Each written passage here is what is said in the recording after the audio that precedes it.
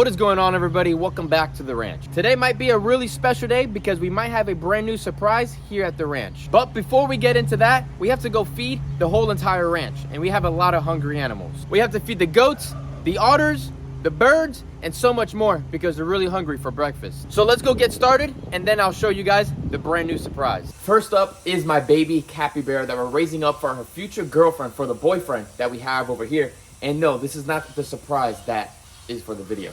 Here she is. So she's getting a little bit of lettuce, sweet potato, corn, leaf eater diet, a little bit of guinea pig diet, and a little bit of Timothy pellets. She also gets fresh hay. She gets fresh water twice a day because she really poos and pees in her water a lot. Obviously, temporary enclosure. Once this is completed, she's actually going to be going to the new ranch, and she's going to be placed on a 3-acre pasture, which is absolutely insane. And her name is Chompy, if you guys haven't seen on Kenya's TikTok. All right, we're feeding our goats, the few chickens that we have on the side, our pair of turkeys, and our girl, Catalina and Sunshine. They look like they're still inside sleeping, so we're gonna go check them out in a minute.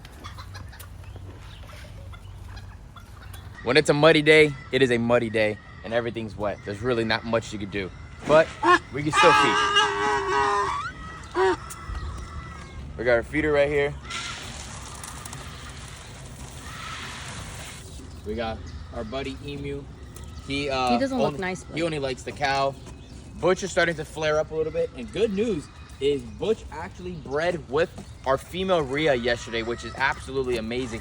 But these guys are going to be heading to the 3-acre ranch as well very, very soon. They're going to go on a big pasture. Right now they're on, a 250-foot by 50-foot area. Now they're going to be going on a property that we've been fencing, as you guys seen, that is twice the size of my property, which is absolutely amazing. So him and her will be both going out there to a real big ranch. The emus will be staying, but the Rias will be going to make up space here and, grow the ranch on another property, which is going to be absolutely amazing. Watch him go up there and get some food. We traded with the other guy, and then we got this one because he's a proven breeder.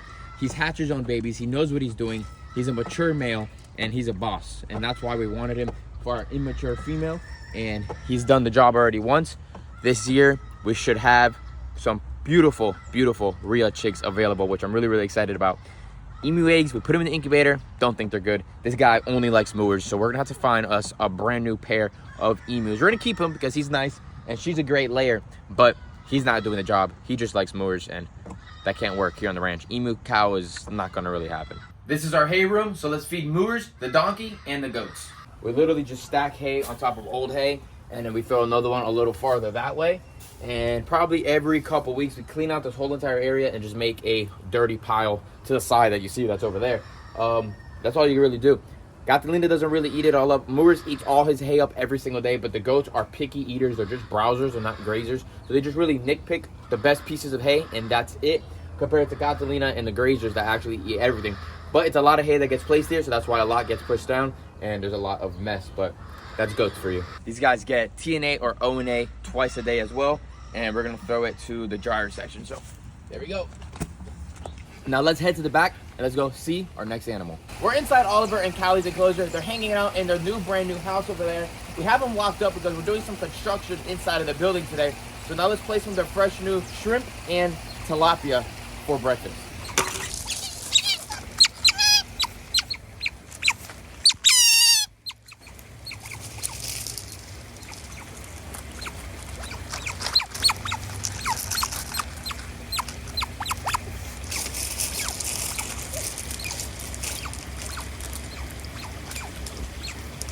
For the first dinosaur on this video, we're gonna be feeding Rex, my beautiful southern female cassowary. This girl is standing real tall, but she's ready for her fruits. Here we go.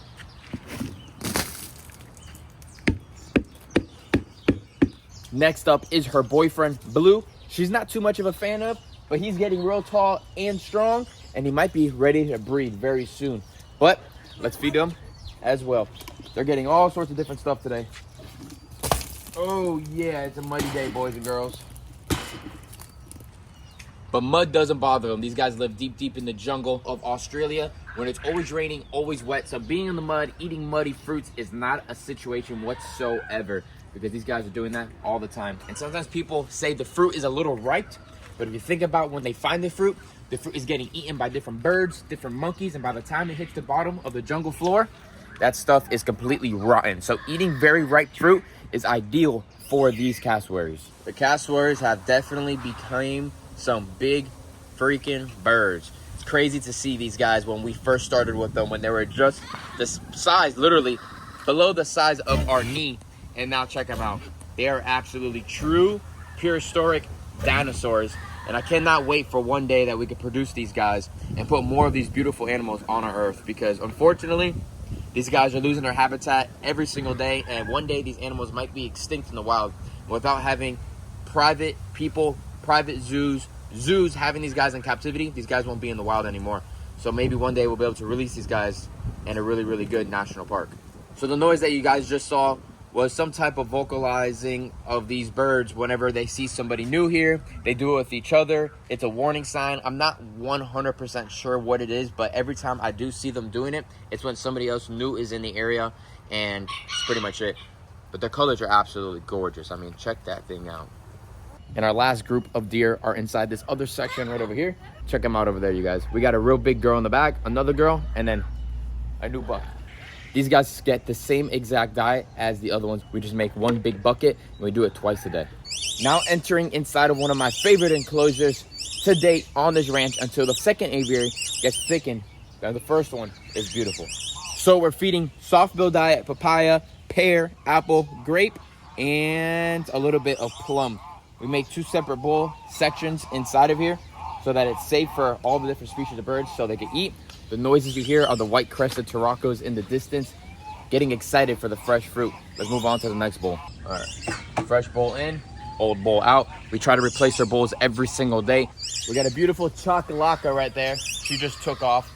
Best thing about aviaries, these guys are able to stretch their wings, fly over 100 feet, 33 feet in the pink, and they have a 40-foot wide enclosure. Trees, plants, bushes, water, everything these animals need to have to thrive in a captive enclosure. The mix we have inside of here is water-filled diet for the waterfowl. We have seeds for some of the smaller birds that live inside of here. And we have a little bit of dog food and fish diet inside of here for the scarred ibis that we have in here as well. So we give them just enough food every single day that fills up the crop. They have enough for the afternoon, and that is it. If we put a little too much, then that gives the chance for more predators come in, and we do not want predators. So we really don't talk too much about the different species of ducks that we have inside of here. And right here in front of us, we have a beautiful group of Bahama pintails right here. These guys are really, really cool. They actually started with a normal pair that you see here to the right, and then they started throwing silvers as well. We have a group of about 6 or 7 of them inside of here.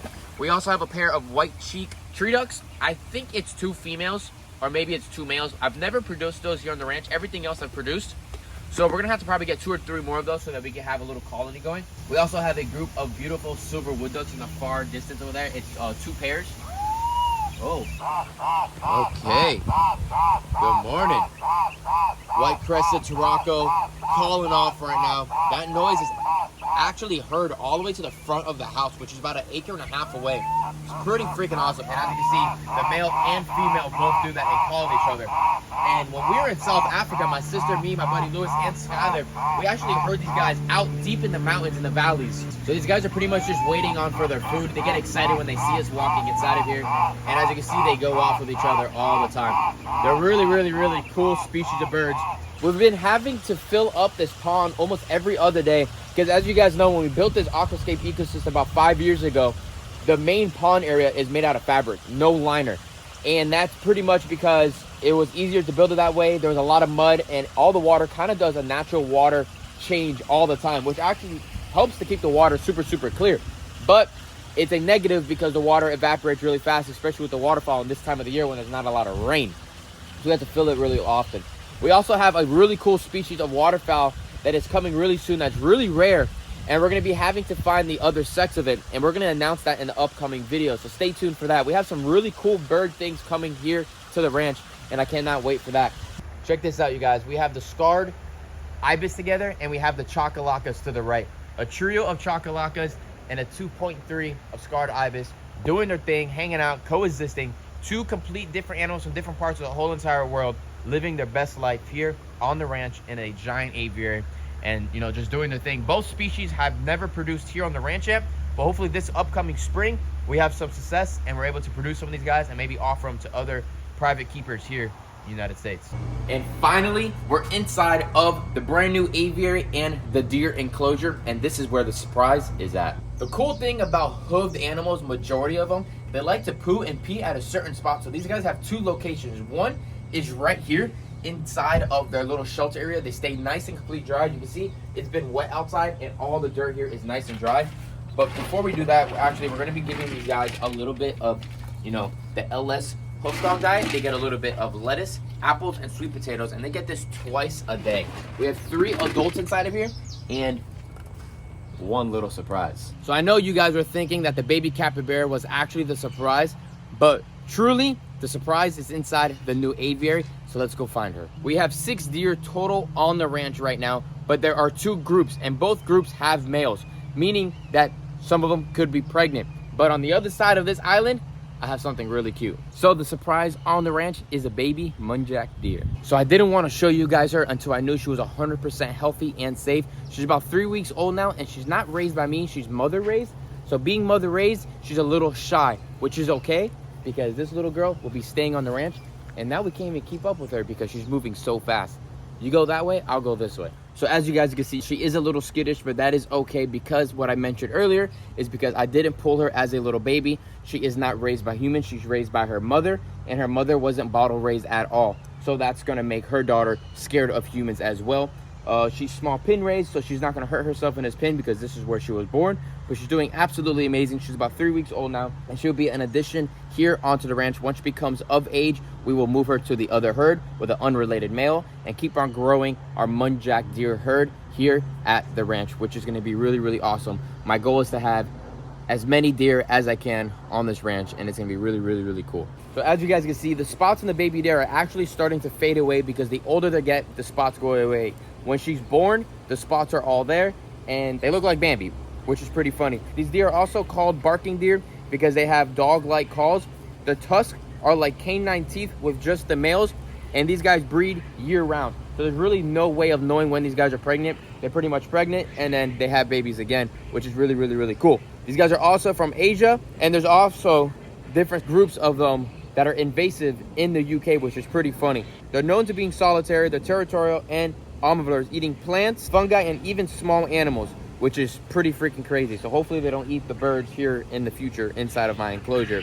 But I don't think that's gonna happen because the baby birds or the birds that we're putting in here fly really, really fast. And as you guys saw earlier, this little girl has already started eating a little bit of pellet. These guys wean very, very fast, and they're pretty much on their own pretty quickly, especially in the wild. Obviously in a captive area like this, they're gonna stay as a herd animal, but in the wild they would move on quickly. But you can still see that her back end is still a little wet. That's because mom is still going up to her, licking her butt, licking her legs, licking all that to make sure that she's stimulating her to make sure she uses the restroom correctly.